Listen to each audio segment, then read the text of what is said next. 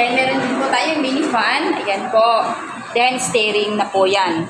Meron din po tayong reverse camera. Dito po siya nakikita. Ayan po. Then, ito na po yung pinaka-cylinder natin. Ayan. Then, ito po yung speed, low, medium, high. Ayan po. Ayan. Ito po yung drive reverse. Dito po nakikita yung ating camera. Ayan. Dito po. Then, ito po compartment. Ayan. Then, ito rin po compartment also. May free rain party na rin po yan at may free na tire. Yan po. So, ito po ay makaupo dito. Pwede po